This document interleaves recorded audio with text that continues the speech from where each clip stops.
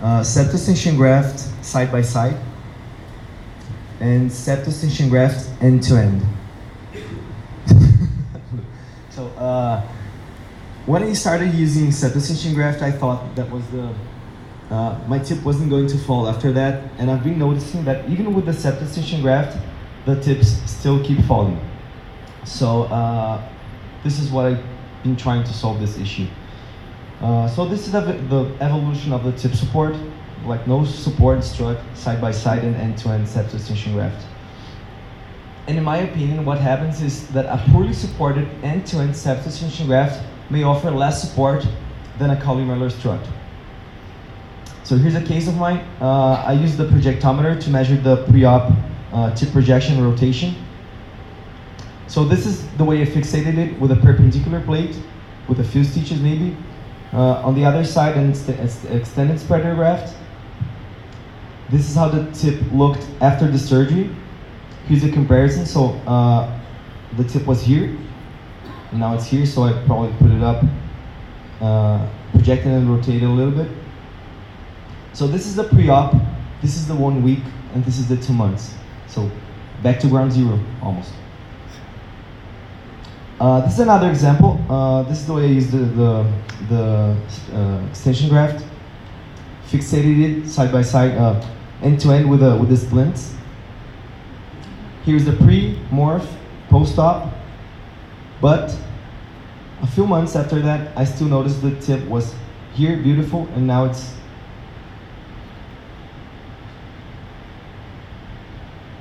down here. So I noticed a little bit of loss of projection rotation. So trying to avoid the issue, I try to transfer the strength of the septum to the septal extension graft as much as possible. And in my opinion, the nasal tip should be as stiff as possible. The septal extension graft should be to the very end of the tip. And I never had a complaint about nasal stiffness, but I had several of post-op ptosis. So that's the tip stiffness that I want. So this is the configuration of an ideal nose shape during the surgery. And this is how the common septal extension graft is placed.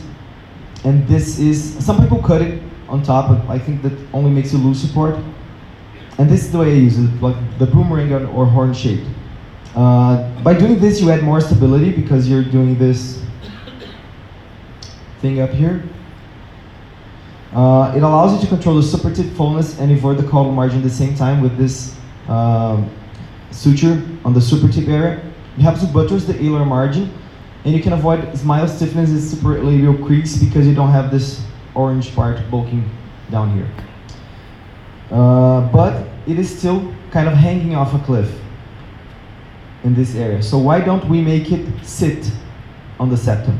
So this is where I thought that we could use like kind of an indentation here in the septum and on the anterior septal angle, and increase the graft so it can create more support.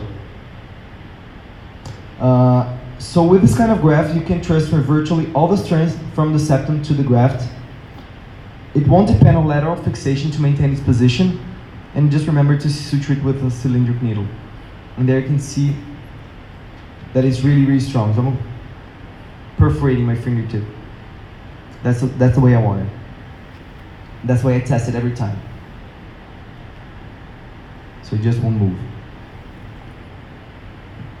And when is enough support enough? In my opinion, never. So why not add more support? And this is the way I've been doing. With the indentation, and I use perpendicular plate, not septum, to fixate it to the septal angle. But watch out, if you use small splints, this can happen, it can bend. So this is the way I prefer. I use long bone splints. And why ethmoid bone? Because it's thin, it's strong, it won't bend or lose strength with time, and it isn't as valuable as cartilage to other grafts. So I try to choose straight segments. I usually draw, because if you use a bent section, it will bend your tip. So you have to be straight.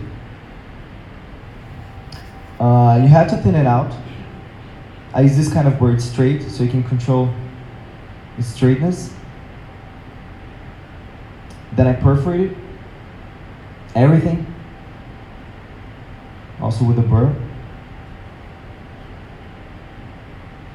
And then you can see you can use it to straighten your tip. So the tip is bent, and I use this to splint and make it straighter. And it's really strong.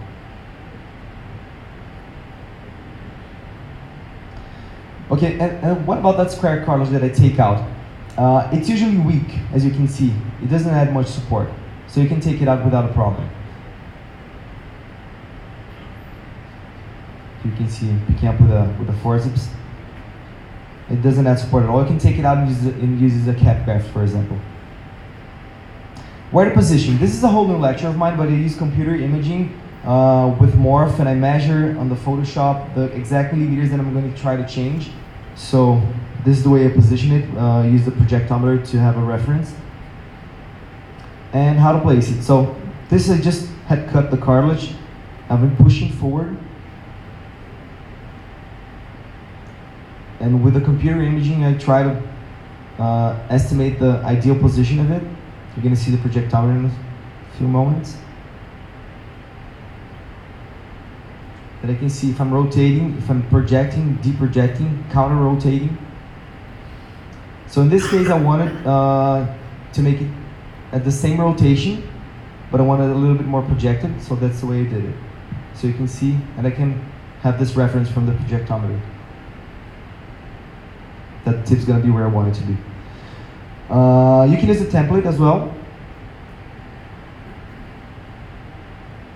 Then you can draw your septal graft, put it in place with splints, both sides.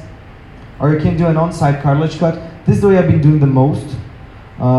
Here you can see I left the bottom part attached, so that's much easier for you to suture the upper part, and after that you cut the lower end off.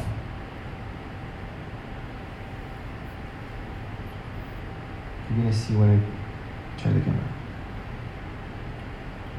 So that bottom part is attached, and you can see I've sutured the upper part and the lower part is still fixed. That's the easiest way.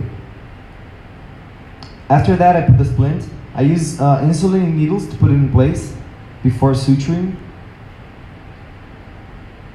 So another example. This is the graft. Remove the inner part, last with this. Put it in place, suture. And here I test it. This is a very important thing. You have to test it. And as you can see there, I'm seeing like a fragility in the septal, anterior septal part. So that's where I'm gonna splint it. That as well is a fragility on the back. So did the thin it out, perforated. As you can see here, I splinted the anterior septal cartilage on the bottom because the fragility was there. It's a really thin profile. You can do your surgery after that. Here's another example with the template. So there's lots of different ways you can do that.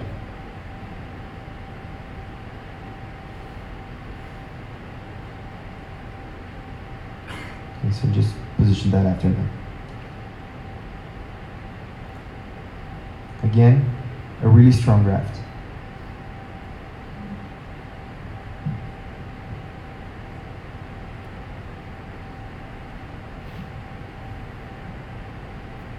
I usually over-project a little bit because after that I can control where I want my tip to be. So for example, you can see that little dot of methylene blue, and then I was going to deproject without rotating, so I just take it down. So okay, you have to test and splint where you see weakness. So in this case, I saw the weakness was in this extension graft itself. It was weak, thin, and then I splinted the graft itself. And you have to test it all over again. Right now, you see the weakness is in that area where the scissors is pointing, and that's where I splinted after that.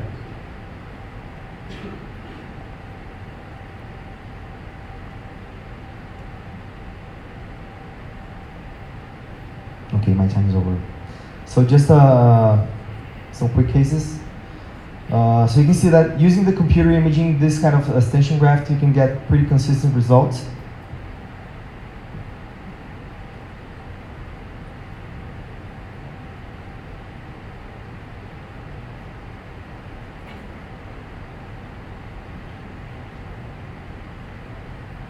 So here, pre-morph computer imaging, post-op.